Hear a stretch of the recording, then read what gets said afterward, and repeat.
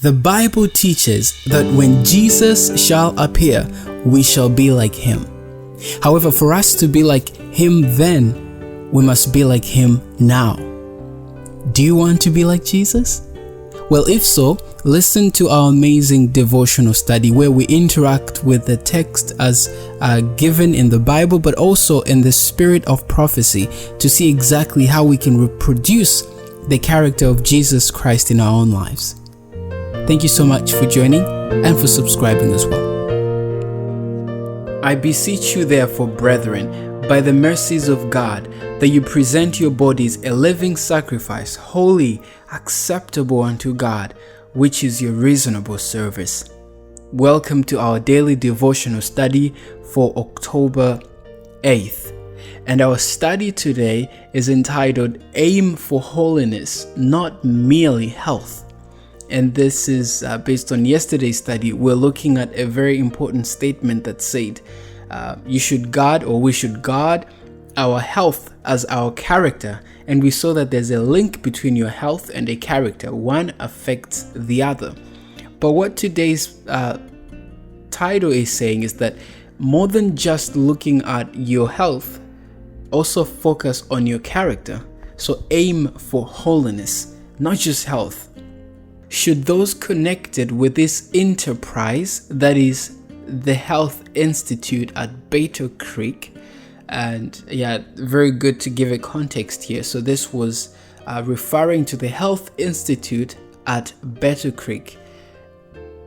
Now she's saying that if those connected with this enterprise cease to look at their work from a high religious standpoint and descend from the exalted principles of present truth to imitate in theory and practice those at the head of institutions where the sick are treated only for the recovery of health, the special blessing of God would not rest upon our institution more than upon those where corrupt theories are taught and practiced.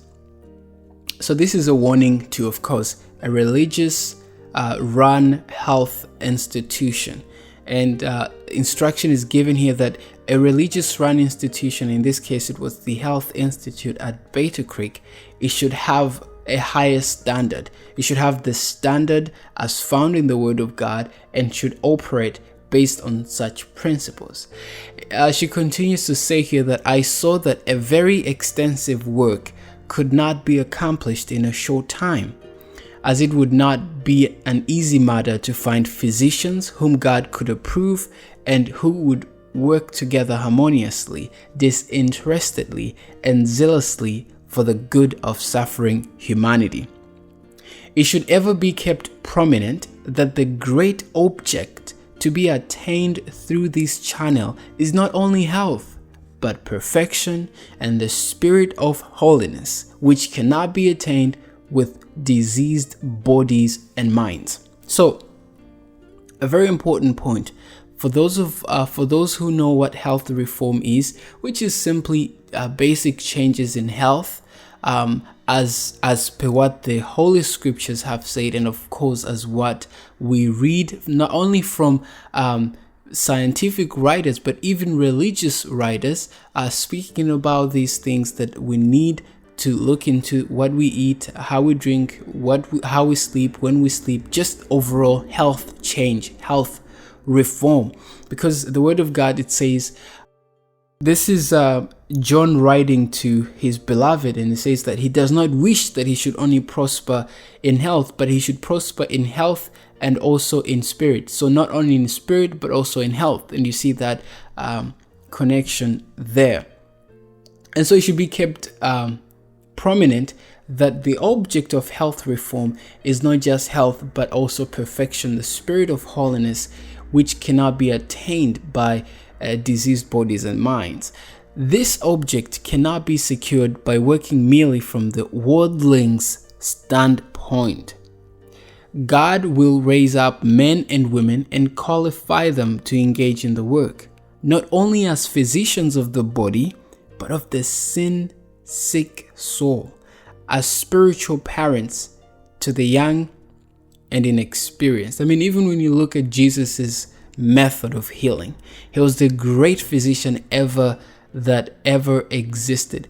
Mostly when he healed people, he told them to go and sin no more. Jesus addressed the cause of the sickness rather than just the symptoms. In most cases, sickness or disease is caused by transgression to the laws of health, knowingly or unknowingly. And so what should be addressed is that loyalty or disloyalty to the laws of health, or even an understanding of the laws of health.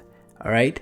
And so here it says that the view that those who have abused both their physical and mental powers, or who have broken down in either body or mind, must suspend activity in order to regain health is a great error. It doesn't mean that when you're sick, now you should sleep in bed forever. No, you should engage yourself in some work. All right. Here it says that in a very few cases, entire rest for a short period of time may be necessary. Of course, yeah, sometimes you need entire rest for a short period of time. But these instances are very rare. In most cases, the change would be too great. Those who have broken down by intense mental labor should have rest from wearying thought. Yet, to teach them that it is wrong and even dangerous for them to exercise their mental powers to a degree leads them to view their condition as worse than it really is. Those who have broken down by physical exertion must have less labor and that which is light and present, but to shut them away from all labor and exercise would in many cases prove their ruin. Inactivity is the greatest curse that could come upon such. Their powers become so dormant that it is impossible for them to resist disease, languor, as they must do in order to regain health. So 2 basic principles that we have seen today. Number 1, as you approach, as you practice, as you participate, as you embark upon lifestyle changes, basic lifestyle changes in health, in diet, especially from an understanding that your body is the temple of God, from a religious understanding, a spiritual understanding that God is involved in your health and wishes you to have good health, like we've seen in Ezekiel. That was yesterday anyways. You should look at these things from a spiritual standpoint. All right? You should look at these things from a godly standpoint. Why are you trying to engage in a healthy lifestyle? Because you want to have a perfect mind for you to actually be able to commune with God and be able to understand heavenly things. All right? Like the verse says here today that present your bodies a living sacrifice, holy, acceptable unto God, which is your spiritual worship, So that's the first point, that we should aim for holiness, not just health, but holiness. The health of the body should represent the health of mind and soul, and the health of our physicality, our physique and our body, and everything that's physical in us. But secondly, also that when we are sick, right, it does not necessarily mean that we should entirely suspend from work or engaging in physical or even mental labor, mental taxation. There are cases where you need rest and you cannot do any work, in worst cases. However, for most cases, engage yourself in some physical labor, and as you work, you gain that purpose, usefulness, and there's a purpose for life, and the healing process is actually aided or speeded. And so thank you so much for joining us today. I hope to see you tomorrow, October 9th, as we'll be looking at interesting topic, health reform and the third angel's message. If you have never heard about the third angel's message, this would be a very good opportunity for you to hear about this. And so see you tomorrow. Have a good day.